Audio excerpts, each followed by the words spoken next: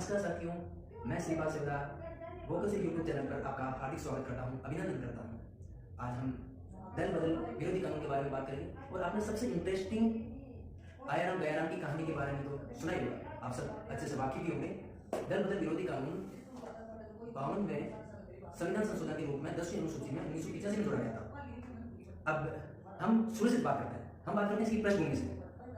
तो सबसे पहले करते हैं शुरुआत से।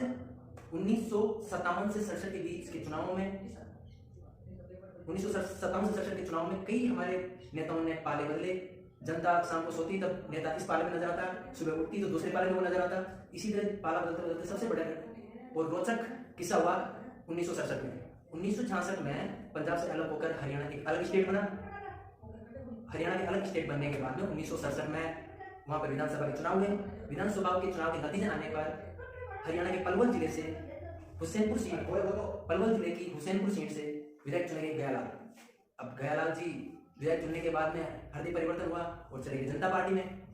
इन भाई साहब ने एक ही दिन में 3 बार पाला बदल दिया। अब ये पहले गए जनता पार्टी में, जनता पार्टी से फिर आए वापस कांग्रेस में और इनका फिर से हृदय परिवर्तन हुआ और 2 घंटे के भीतर वापस चले गए जनता पार्टी में। अब कांग्रेस के एक बड़े नेता वीरेंद्र सिंह जो इन्हें लेके चंडीगढ़ में संवाददाता सम्मेलन में और इन्होंने फिर से कांग्रेस ज्वाइन कर ली।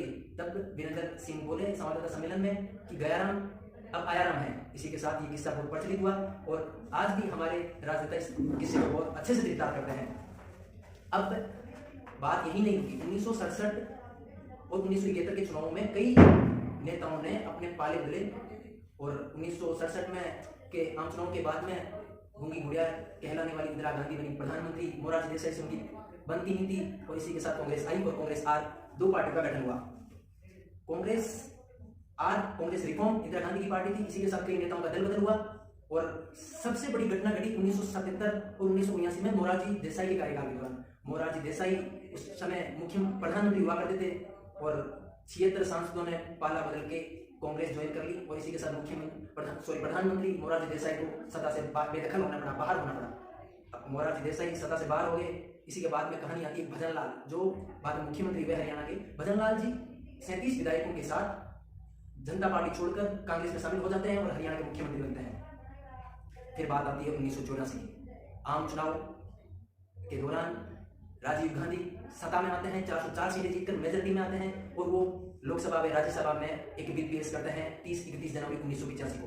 बिल है दल बदल विरोधी कानून और कई लंबी वार्ताएं, बहस, कई मशक्कत के बाद आखिरकार 15 फरवरी 1985 को दल बदल